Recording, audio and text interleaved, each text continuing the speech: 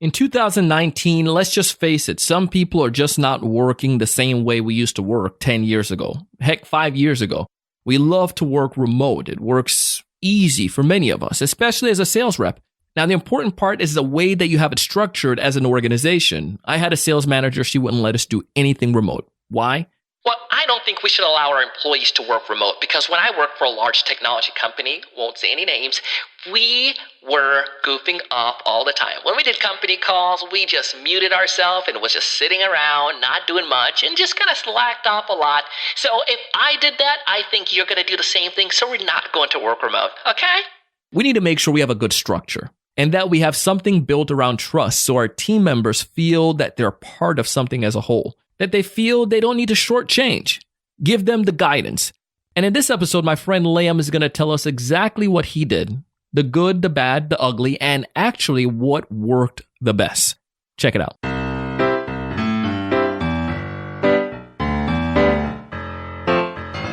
This episode is brought to you in part by mailtag.io. Essentially, it's a tool that allows you to see around the corner. Want to know when someone opens your email?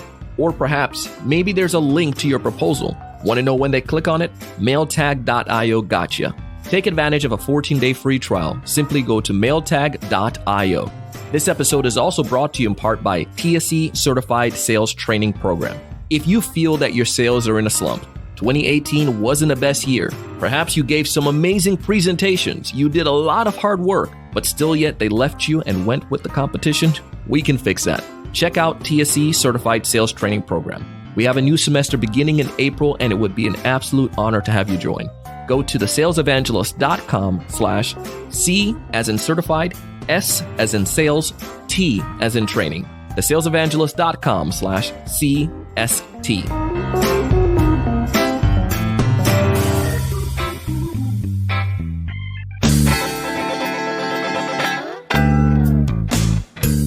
Hey, everyone. Welcome to another great episode of the Sales Evangelist podcast. I'm your host, Donald Kelly, the Sales Evangelist, and I'm so excited for another great episode. I'm so excited to be here with you today. And on this episode, as I hinted at in the teaser, we're going to talk about working remote. And my guest today, his name is Liam Martin. Yeah, not Liam Nielsen. This is not no taken. He's going to take your problems away when it comes toward working remote or having a remote staff. And he runs an organization, well, a couple organizations, and I don't want to take away all of the thunder. He's going to give you all the details about it, but one of them is timedoctor.com, staff.com, and runninremote.com. Amazing stuff, all about helping you and your remote team. So let's sit back, get our pens, Evernote, and listen to what he has to say on this episode of Sales from the Street. Welcome to the show, Liam. Thank you for having me. Dude, I'm excited to chat with you, man. I look forward to tackling this topic with you when it comes down to hiring salespeople, because sometimes entrepreneurs are hiring remote sellers and, they get worried, kind of freaked out about what I need to do and how do I need to go about doing it to make sure I can do it effectively. Yeah. So I'm looking forward to glean some insights from you on that. But before we dive into all the fun stuff, why don't you tell us a little bit more about you and what you do, man? Well, before we jump into all that fun stuff, I got to tell you the story about me and Liam Neeson. Oh, that shoot. we talked about right before we were going to jump into this podcast. So Donald was saying, how do you pronounce your name? And I said, Liam, like Liam Neeson. And I am a remote founder. We run 3 separate companies, TimeDoctor, Staff.com, which are both tools to be able to manage remote employees. And then we also run a conference called runningremote.com, which is how to build and scale remote teams. And Liam? Yeah. Is it okay if we start that part again? For some reason it was going out. Okay, let me shut down my video too. Maybe that might change things. All right, you wanted me to just start again? Yeah, just pick up where you're saying Liam Nielsen. Okay. So before we get into all that other fun stuff, what I want to talk about is my Liam Neeson story, which we were talking about before we just jumped onto this particular podcast. So I run 3 separate companies. So timedoctor.com, staff.com, which are both tools to be able to manage remote workers, and then Running Remote, which is a conference on building and scaling remote teams. The third one's kind of like my passion project. The other 2 are the ones that actually make us money. And so we have employees in 28 different countries all over the world. We've got about 100 people. And what I do is I travel the world while I'm working. And I'm currently in Toronto, Ontario, Canada. I was in Los Angeles last week. I was in Mexico the week before. And 3 weeks, I'm going to Cairo. And then I'm going to Bali. And then I'm doing a bunch. I'm constantly zipping around to different places. And I really like that way of building businesses. I can just travel with my girlfriend and do whatever I want. But I do spend quite a bunch of time in the Philippines. And for those people that have not been to the Philippines before, it's a very beautiful place. The people are very kind, very nice, probably some of the nicest people I've ever met in my entire life.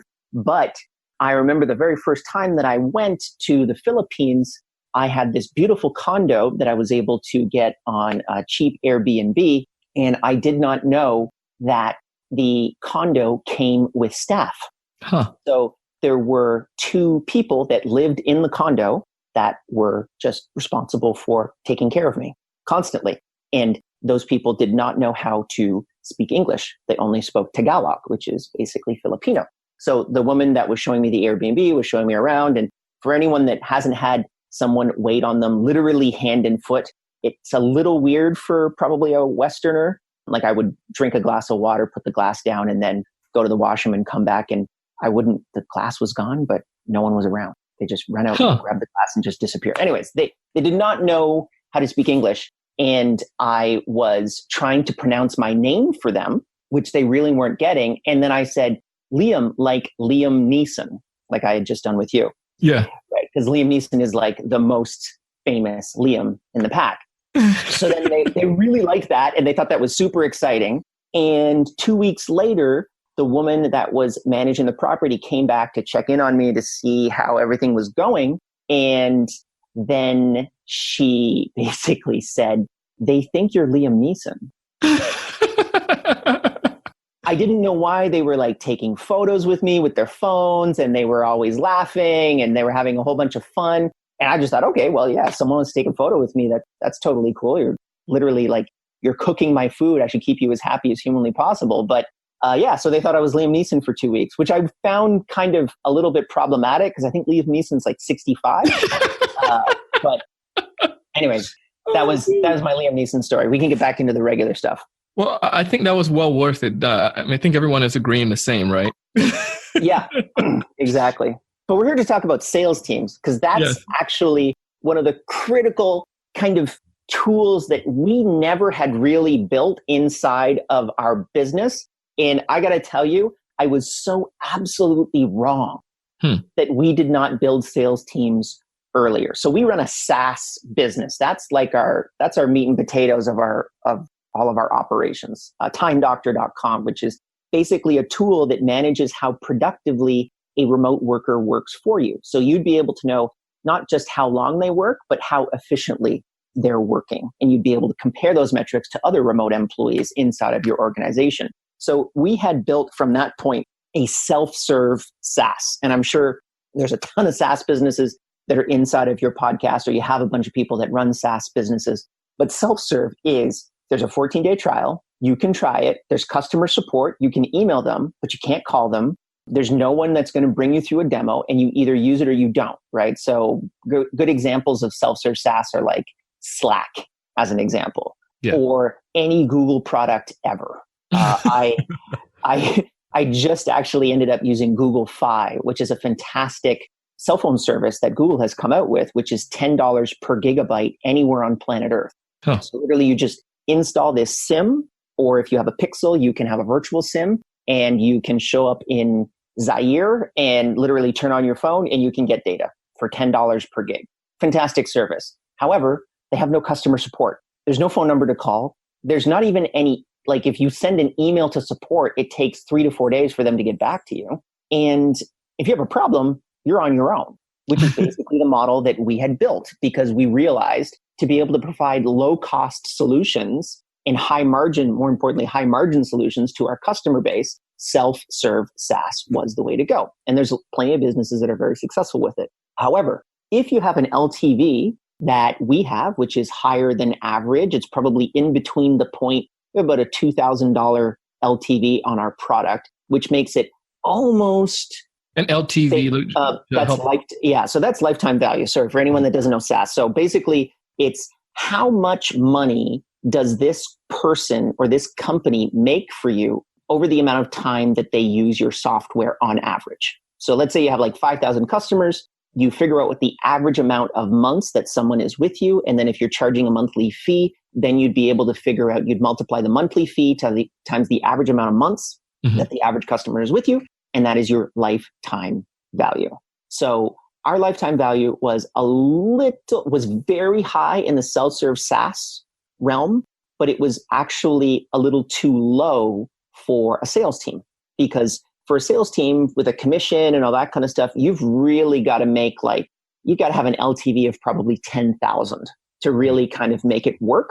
And we had an LTV of about 2,000. But then the problem that we had is we didn't really fully investigate this until a couple of years ago, and then realized that, yes, we do have a $2,000 LTV. However, if we reach out to companies that we know have a 5,000 seat deployment, we just got Sirius. I know that happened last week, and they're using our software for their remote support team. And so Sirius has 3,000 employees. So multiply 3,000 times $10 per user per month. That's a pretty big contract to be able to work on. So we realized that sales teams can go out and hunt deals, whereas self-serve SaaS is almost entirely inbound, right? So it's like you build a brand, people talk about it, they come to your website, they convert on your product. But people that are in the enterprise space know nothing about us because we were almost entirely in the SMB space. But our software was applicable. We thought that our software wasn't applicable to the enterprise space, but we didn't test that assumption until we started to build a sales team. And that was something that was just a massive aha, which is you should always test your solution with multiple different customer segmentations, because you might be quite surprised at who actually is interested in buying your product. Love it. And you point up several things there, and I think many sales reps don't pay attention to that. That there are the right type of customers can truly help a business, but you need to understand where you are. I mean, imagine if you guys were trying to go out with that same approach towards some of these businesses, you would be losing money, right? It would be Absolutely. A failure in the long run. But you got to make sure you understand that lifetime value first. So it's awesome. The other interesting thing that I find from this too is you mentioned that you tested it out first before you went into a different market and so forth. And I think that's another key factor. Too often I've seen entrepreneurs make a mistake where they just start, wasting tons of money, just pushing salespeople towards doing stuff and, selling to the wrong customer. And that could be detrimental to your business. Absolutely. I think that I'm blown away at the amount of, and I'm living in the world of SaaS, but it's applicable to everybody, where you'll have a sales team, usually venture-backed, unfortunately, that will end up, they'll have a founder-based sales team, right? So founder sells, and maybe he's got, or she has got a BDR, a couple SDRs, a customer success guy. And then they're like, hey, this model works. We're doing $1 million annual revenue, ARR. Yep. Let's scale. And then they hire 45 salespeople. And it completely explodes it's a supernova level destruction, right? Because you've spent all of your money building up this capacity and building up this activity for something that doesn't actually work. And another, the biggest lesson that I have out of that, and I've seen it happen over and over again, founders can sell the product not because they're good salespeople, but because they built the product from the ground up, and they can change various things inside of the product on the go. And that's kind of this big problem that they call founder magic selling. So if I wanted to change the software around, like if Sirius said, yeah, we'll work with you, but we want this one feature, I would just talk to the developers and say, hey, there's this big contract. It's a 7-figure ARR contract, and they want to spend $50,000 worth of dev time on a feature to solve it. Do it now. I want it done in a week. It would get done. Yeah. A salesperson can't do that, unfortunately. It has to be pushed up the rung pretty far to be able to get that type of movement or that type of activity happening. So salespeople need to go to market with the product they have and founder salespeople can go to product with the market, can go to market with a product that they may have. And that's the differentiator that a lot of these guys have. So they see success with themselves. This was actually our problem, where I ran a sales campaign on my own and I tried to experiment with outbound sales. Went super well. Hired a whole bunch of salespeople, a whole bunch. I hired like a team of half a dozen people, and they were massively underperforming, even though they were much better at being salespeople than me. And it was because I was the founder of the company. I understood the product forwards and backwards. I had been inside the business for 4 years at that point, and I could change things, which the other salespeople could not.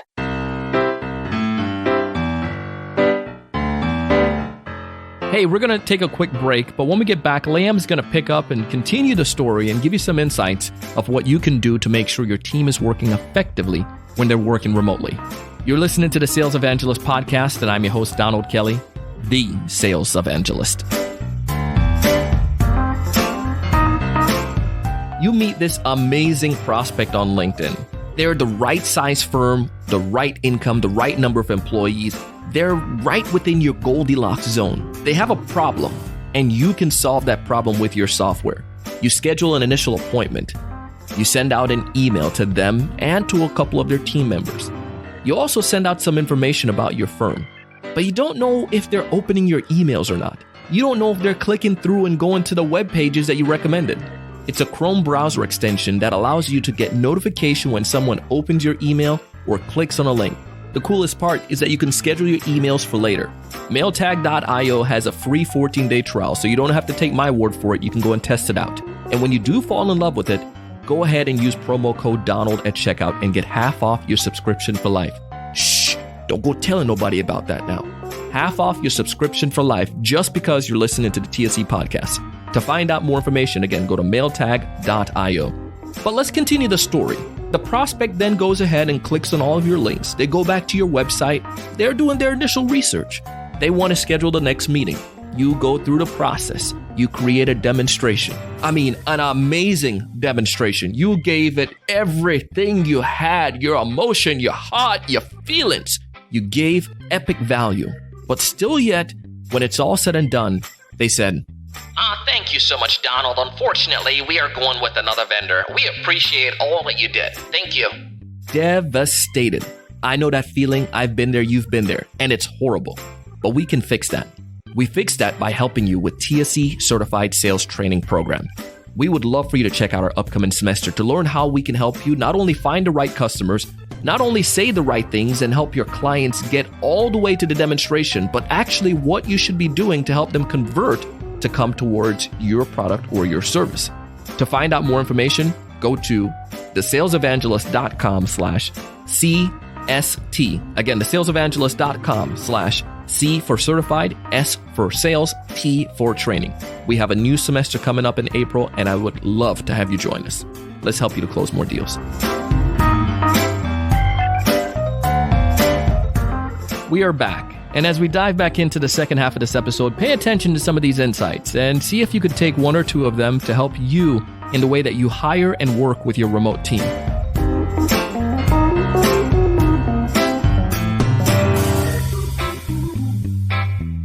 And I think one of the cool part about that too that I've seen, Liam, is that when the founder understands a product, you understand how to solve, you understand how to create solutions. So let's say, for instance, just humor me for a second.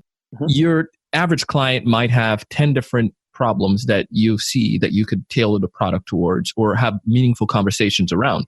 When I come in as a sales rep, I'm probably thinking, oh, well, this is going to help you to watch your sales team and to meet your remote team and help them be more effective. When you see so many other problems and solutions that can, so many other problems that the solution can solve, so you can have more meaningful conversation or lead to those conversations.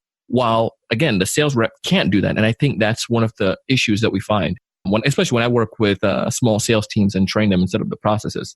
No, absolutely. I think it's just, it blows me away how the other part that was one of my other big failures was not hiring a proper sales manager right off the bat. So this kind of also pulls into the ego of a founder of a business versus operators. I thought that I could run a sales team. I'm actually a pretty bad salesperson. I would probably say, in terms of like, if I were to grade myself out of 10 as a salesperson, I would probably be a 4 out of 10. I would not hire myself in the current sales team right now. And so like, you got to do a hard look inside yourself and say, are you actually a good salesperson? I'm not. I'm good at marketing. That's what I'm good at. You want to do SEO? You want to run some Facebook ads? You want to run a social media campaign, a little bit of growth hacking, some split testing? I'm your guy. In terms of like schmoozing someone, and I remember a very influential point in my life where we had just hired a very expensive sales manager, and I was doing a demo face-to-face for a very large client, multi-thousand seat client. It's like a 7-figure contract in essence. And I just kept talking, and I wouldn't stop talking. And my sales manager stepped on my foot. He was next to me. Yeah. And he's like, dude, you need to shut up and you need to just let them talk. He said, if they're not talking 75% of the time, we're in trouble. Yeah. And so that was just something, I'm just not a good salesperson. And recognizing that, I fired myself from doing sales, and things have ended up going a lot better for me, or for us, for the company. And just a lot of people won't do that deep, reflective look into themselves. And I think that that's also problematic when you're looking at founder-based sales. Yeah, it's a powerful thing, and I really like that you've been you're humble enough to recognize it and to admit it, and to make sure you focus on what you can do best for your organization. Well, one question I have: what are some of the things when you're looking for them? What did you do, or what do you do in that process? So our process has changed quite a bit from our initial interpretation. I would say we probably had 3 different stages of hiring remotely. And for anyone that does have a remote sales team that's successful, it's quite interesting. I've found in our experience, a lot of people are not currently doing it that well. We failed a lot at trying to do it. Why do they fail, you think? So there's a couple reasonings behind that, I believe. I can speak to the failures that we experienced. So we had built a sales team that was not able to get the kind of, what do you guys call it? The sales pit? What's that pit? That everyone you ring the bell and everyone's super stoked when you close a deal, and everyone's kind of bullpen. Thank you very much. Yeah. So there's no bullpen, right? There's no bullpen for salespeople. Everyone's virtually in a different place. And picking up the nonverbal or the subconscious or unconscious ways that people are selling inside of that bullpen is absolutely critical to the overall development of the sales organization. Yeah. So originally everyone was disconnected, and that was actually really problematic. No one was hitting quota. So we would hire these absolutely amazing salespeople. We would educate them on the product. I think they were educated on the product well enough, and then they just wouldn't hit quota, and they'd end up leaving the company because a very good salesperson that can't hit quota goes somewhere else because they know that they can make commissions somewhere else. So what we ended up doing, our current interpretation, which is actually very expensive, but successful, it is ROI positive, is we will work with a salesperson for approximately a month virtually, and we'll train them. So they may be in Buenos Aires, Brazil. That's an example. One of our salespeople is in Buenos Aires and works for a month. We say to ourselves, okay, is this someone that we really want to make a large investment in? And during that 1 month, he has to either close some type of inbound deal or create some type of outbound activity during that 1 month period. So, and we actually kind of aren't really pushing that on them. They're just like, we want them self-motivated to be able to do that. And that's another critical thing for remotes, for sales in general, for remote sales is even more important. Self-motivated activity is critical. Yeah. So we are convinced that this is the person that we want to be able to work with. And then what we do is we end up bringing them to the sales manager. So we fly them into Canada, which is, we have a small office, and the sales manager works with them in that office for a period of up to 3 months.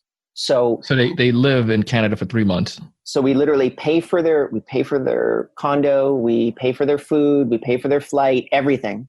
And they are coming in to do training with the sales manager directly. Gotcha. And during that time, they have one of two options. They either have hit quota by the end of that 3 months and they go home with a job, or they haven't hit quota by the end of those 3 months and they go home without a job. So the monthly quota is what you're referring to. Correct. So, they have to be hitting commissions. Yeah. So we have a base that is, it can keep you alive, but it's painful. Meaning it's a low cost base. Yeah. And our commissions are actually really overloaded. So we will pay out, I believe we pay for every dollar above our baseline, we pay out, I think it's $4 to $5 on every dollar. So let's say someone does $5,000 in commissions and their base is $4,000. Every dollar above that $4,000 is another $4. So they'd be making $5,000. They'd be making $9,000. So they can live pretty good on that. Well, yeah. So what it in essence allows you to do is it rewards really good salespeople. You will make way more money with us than any other sales organization we can think of. Yeah. But it also makes basically bad salespeople end up quitting because they can't survive off the base long term. And so that's the way we set it up. And we also, that base stacks. So that's another kind of variable that becomes problematic for salespeople is if you haven't hit your commissions in let's say you have your $1,000 off your base in 1 month, then the next month you need to make back your entire base plus that extra $1,000 before you hit your commission dollar. And that in essence pushes people out of the organization. That can't sell, but then the people that can sell, they sell a lot. We've got 24-year-olds that are doing solid 6 figures per year in the company because they know the product, they know how to sell it, and that's kind of the way that we've structured things. But the critical part is that first 3 months. So we figured out that we had this structure before. Salespeople were really attracted to that structure, good salespeople, but then they just couldn't hit those numbers. And it was because they were missing that bullpen-esque type of communication. So we create those first 3 months. And then what we also do is we always have an open Zoom seat on every call that we do. And anyone can jump in on that call. And not only that, I believe they are required to do at least 2 to 3 jump-ins per week for other salespeople so that they can just hear them sell. And that's how we kind of create that subconscious, unconscious bullpen. Hey, this is the way that this guy's selling. This is the way that he dealt with this question, that type of stuff. Perfect. And I like that because you're sharing, now you're almost like the best practices are being passed along. So you're cultivating and creating these, some elite sellers, and they're staying with you because you're paying them well. And obviously they're getting it, and it's a great organization. It's amazing how people overlook that all when it comes towards hiring or when it comes towards that community. I found many entrepreneurs, you just figure if I just give, tell them, jump on an hour with them or whatnot, find a really good a person, bring them on for an hour, talk to them about the company, and then send them out. They're going to go and do it themselves, but they don't have a plan. They don't have a path. And that usually causes them to fail. Yeah, no, I think that another thing that on the founder side, which I kind of recognized later on, is if your salespeople are not the most paid people in your organization, then you also have a problem. At least in the way that we're structured, we've always made sure that they're making tons and tons of money because then we're just attracting the absolute best salespeople that we can. And it's more of an inbound attraction at this point than an outbound one. Yeah. So that's something and we also route out the ones that are, they're talking the talk, but they're not actually executing. Yeah. I absolutely hate that. Yeah. It wastes everybody's time. If I'm going to make an investment in you, that means I'm going to fly you to Canada from wherever you are. I'm going to put you up in a nice condo, give you a per diem, like all of this other, and just even in terms of management distraction, we're talking probably 30, 40,000 for those 3 months. That's a massive investment. Oh yeah. You cannot execute. We need to get you out as quickly as humanly possible. Basically, I'm trying to identify, are you full of it or are you not? And sales is is a very unique environment because unlike other forms of advertising and sales funnels, sales guys, you really can't figure out whether or not they're going to be successful or not for about 3 to 6 months. Yeah. So we're always trying to pull down that lead time. Is it a clear no or is it a clear yes? And maybe is actually the worst.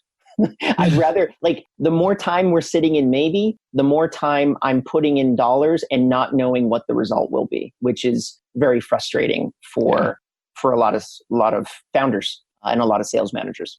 Dude, absolutely love this stuff, man. You did give us a lot of great insights today. If there's one major thing you would like folks listening to this episode to walk away with, what's the one major piece of advice? You can build remote sales teams. It's possible. It's happening. We're having an interesting movement, I think, in work where people are beginning to be disconnected from space and time. Our mission statement as a company is that we want to empower people to work wherever they want, whenever they want. And if we could have everyone on planet Earth have that option, I think the world would be a much happier, healthier, more peaceful place. And for people that don't think it's possible, it absolutely is possible. There's plenty of examples of that happening right now, and just give it a try. That's basically my argument towards people that are probably listening to this podcast saying, oh no, I can't actually do that. Or I'm a salesperson, I can't actually do that. Or I'm a sales manager, I can't take my team remote. You absolutely can. It's possible. You just need to give it a shot. Love it, man. Well, if folks want to get in touch with you, what's the best way for them to do so? I know you guys have a conference as well, right? Yep. So, if you really want to get in touch and you want to build and you want to learn how to build and scale a remote team, runningremote.com is the best place to be able to do that. We'll include a little coupon code in the show notes down below. We won't tell you that right now. You got to go check out the show notes to get that. But it's going to be in Bali. And if you have not been to Bali, it's also another great reason to be able to go to the conference. And then if you really want to just get in contact with me digitally, the best place to do it right now, where I've been the most excited about interacting with people, is on YouTube. So go to youtube.com/runningremote. And we address everything connected to how to build and scale remote teams. And all of our conference talks are also there as well. So if you want to consume that content, go ahead. But if you have a question, just ask it in a comment in the YouTube video, and I'm more than happy to respond. Love it, man. Well, bro, you gave us so many great insights today, man, and things that I could take this and write it up and get a little PDF for somebody. Great. The content. So I appreciate you taking the time to come on the show today, man. Thanks again. Thanks for having me. Anytime.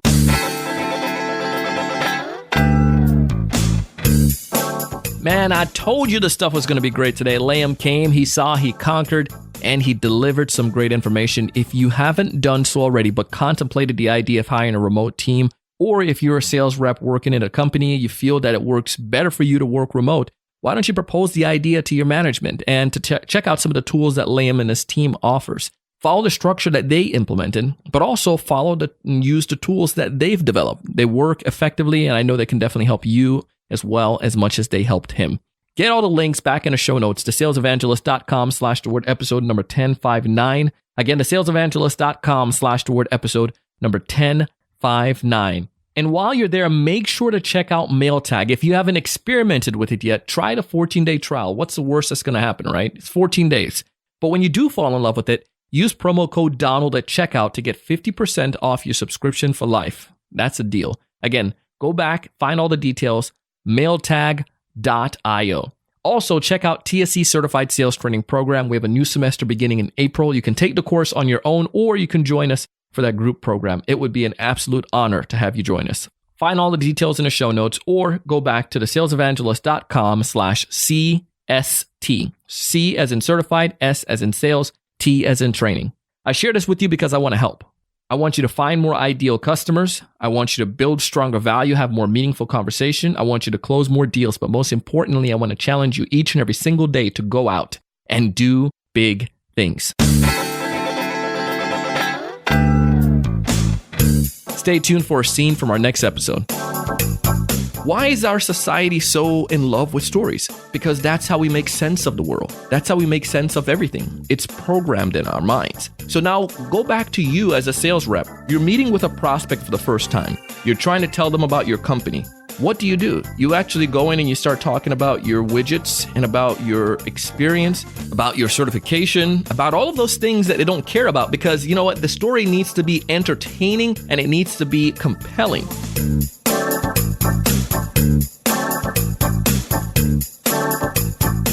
Hey, I hope you enjoyed the show today as much as I did. And if so, I ask that you go ahead and leave us a rating and review on Apple Podcasts, Google Podcasts, Stitcher, iHeartRadio, Spotify, or wherever you listen to fine podcasts. It would be greatly appreciated.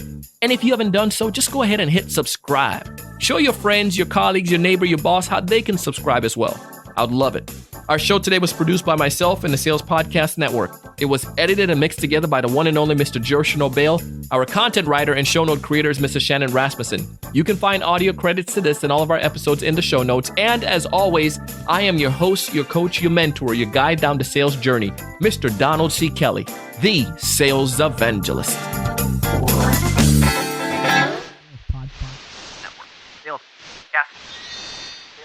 Sales Podcast Network.